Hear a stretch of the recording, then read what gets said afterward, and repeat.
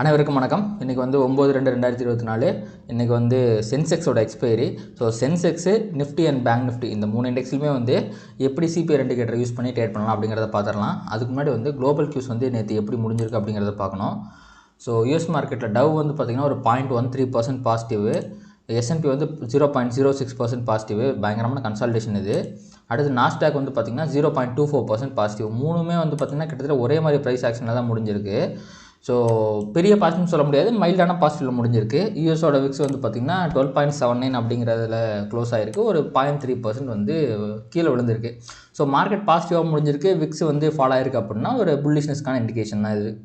அடுத்து யூஎஸோட bond yield வந்து பார்த்திங்க அப்படின்னா ஸ்லைட்டாக அதிகமாக இருக்குன்னு நினைக்கிறேன். இங்கே பாருங்கள், உங்களுக்கு 8 அன்னைக்கு வந்து பார்த்திங்கன்னா இங்கே க்ளோஸ் ஆகி ஒரு 1.6% அதிகமாக இருக்குது.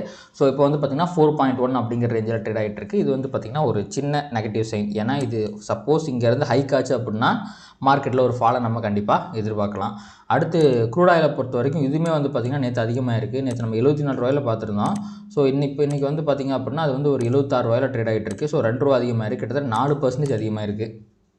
எப்பவுமே க்ரூட் ஆயில் அதிகமாகிறது வந்து பார்த்திங்கன்னா இந்தியாவுக்கு நெகட்டிவ் தான். ஸோ இது வந்து ஒரு சின்ன நெகட்டிவ் சைன்னே சொல்லலாம். இந்த 4 ஸ்டாக் தான் வந்து பார்த்திங்கன்னா யூஎஸில் ட்ரேட் ஆகிட்டு இருக்குது. இது வந்து நேற்று இந்தியன் மார்க்கெட்டோட க்ளோஸு. இங்கே இது வந்து பார்த்திங்கன்னா அங்கே யூஎஸ் மார்க்கெட்டில் HDFC பேங்க் வந்து பார்த்திங்கன்னா 3.5% வந்து நெகட்டிவில் முடிஞ்சிருக்கு. ஆனால் இந்தியாவில் வந்து பார்த்திங்கன்னா 1.5% தான் இது நெகட்டிவில் முடிஞ்சிருக்கு. ஐசிஐசி பேங்க் வந்து சரியாக தான் க்ளோஸ் ஆகிருக்கு. இங்கே இந்தியன் மார்க்கெட்டில் எப்படியாச்சோ அதே தான். இன்ஃபோசிஸ் அண்ட் விப்ரோவை பொறுத்த வரைக்கும் வந்து பார்த்திங்கன்னா கிட்டத்தட்ட இந்தியன் மார்க்கெட்டில் வந்து எந்த லெவலில் க்ளோஸ் ஆச்சோ அதே லெவலில் தான் க்ளோஸ் ஆகிருக்கு விப்ரோ. பட் இன்ஃபோசிஸ் வந்து பார்த்திங்கன்னா இந்தியன் மார்க்கெட்டோட அங்கே வந்து அதிகமாகவே க்ளோஸ் ஆகிருக்கு.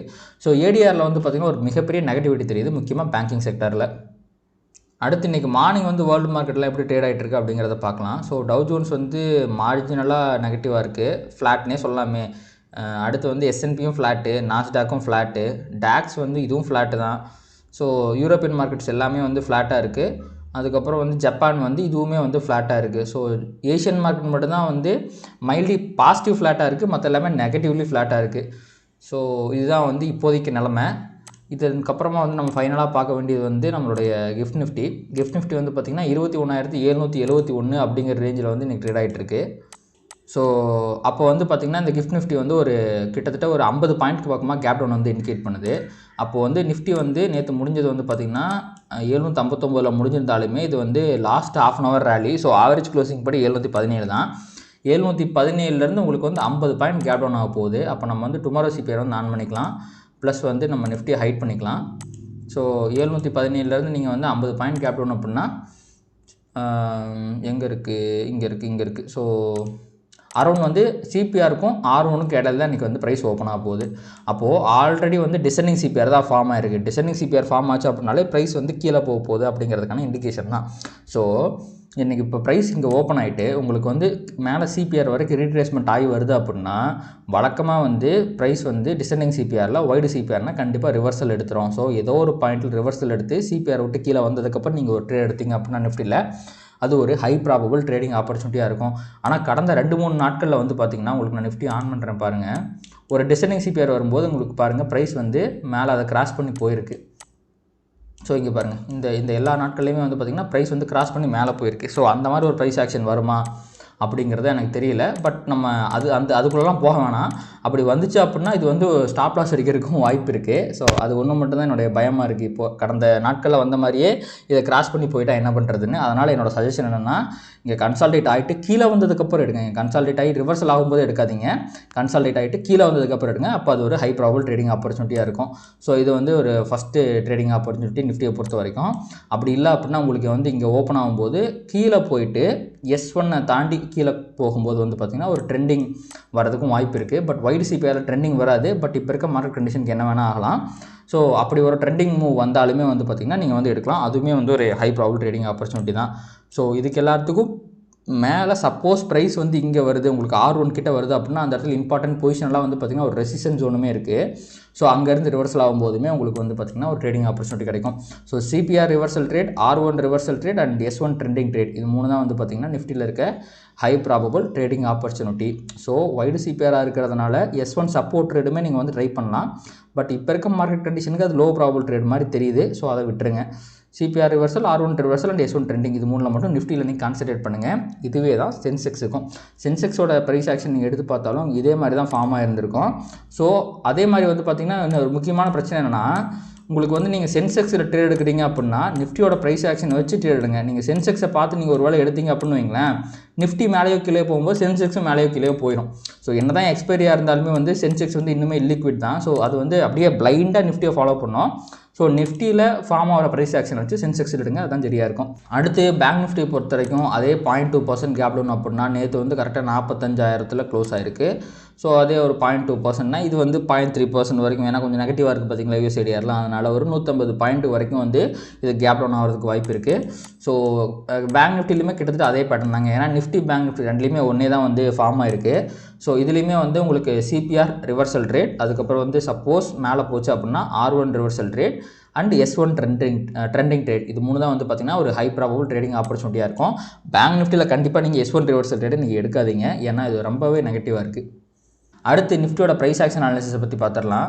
ஸோ ப்ரைஸ் ஆக்ஷனை பொறுத்த வரைக்கும் நிஃப்டிக்கு இருக்க ஒரே ஹோப் வந்து பார்த்திங்கன்னா இந்த trend line suppose market reversal ஆகணும் அப்படின்னா இந்த ட்ரெண்ட் லைனில் ரிவர்சல் ஆகணும். ஸோ சப்போஸ் மார்க்கெட் வந்து இன்றைக்கி வந்து ஒரு 21,660 அப்படிங்கிற ரேஞ்சை பிரேக் அவுட்டாக பண்ணும்போது கீழே கண்டிப்பாக மார்க்கெட்டில் ஹோப்பே கிடையாதுங்க, ஒரு பெரிய ஃபாலை தான் எதிர்பார்க்கணும். அது வந்து பார்த்திங்கன்னா 21,000 வரைக்குமே மார்க்கெட் கீழே போகிறதுக்கு வழிவகுத்துரும். ஒரு 700 பாயிண்ட் வந்து கீழே இருக்குது, ஈஸியாக வழிவகுத்துரும். 21,600ங்கிற சப்போர்ட் பிரேக் ஆகிற பட்சத்தில்.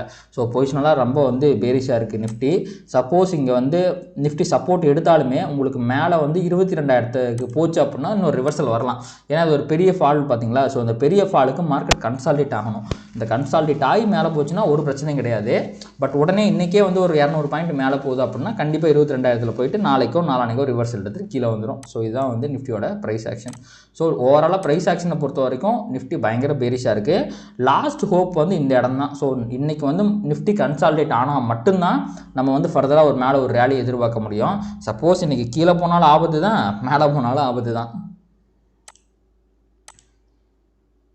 அடுத்து நம்ம பேங்க் நிஃப்டி பக்கம் வந்துடலாம். ஸோ பேங்க் நிஃப்டி வந்து பார்த்திங்கன்னா இது ஃபுல்லாக நம்ம கன்சால்டேஷனே கன்சிடர் பண்ணிக்கலாம். இந்த 17 ஜனவரி HDFC பேங்க் ரிசல்ட் வந்து பார்த்திங்க அப்படின்னா உங்களுக்கு ஒரு பேரிஷ்னஸ் ஆரம்பிச்சிச்சு. இப்போ அதுக்கப்புறம் பார்த்திங்கன்னா இந்த சின்ன வட்டத்துக்குள்ளேயே இல்லை பெரிய வட்டத்துக்குள்ளேயே வந்து கன்சால்டேட் ஆகிட்டு இருக்கு. ஸோ இதோட மேலேயோ கீழேயோ பிரேக் அவுட் ஆகணும், அதுக்கப்புறம் தான் வந்து பார்த்திங்கன்னா பேங்க் நிஃப்டியில் ஒரு மூவ் வரும்.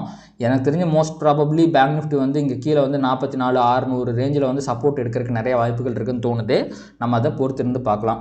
ஸோ மேலே ரெசிஸ்டன்ஸை பொறுத்த வரைக்கும் வந்து பார்த்திங்கன்னா 47,000 வந்து நல்ல ரெசிஸ்டன்ஸாக இருக்குது. கீழே வந்து 44,680 44,700 வச்சுக்கலாமே. ஸோ அந்த ரேஞ்சில் வந்து பார்த்திங்கன்னா ரெசிஸ்டன்ஸ் இருக்குது.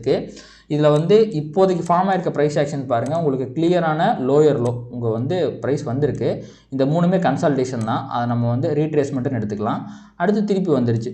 ஸோ இப்போ எப்படி ப்ரைஸ் ஆக்ஷன் ஃபார்ம் ஆகிறதுக்கு வாய்ப்பு இருக்குன்னா, சின்ன ஒரு ரீட்ரேஸ்மெண்ட் போட்டு கீழே உடைக்கிற மாதிரி தான் வந்து ப்ரைஸ் ஆக்ஷன் ஃபார்ம் ஆகிறதுக்கு ஏகப்பட்ட வாய்ப்புகள் இருக்குது.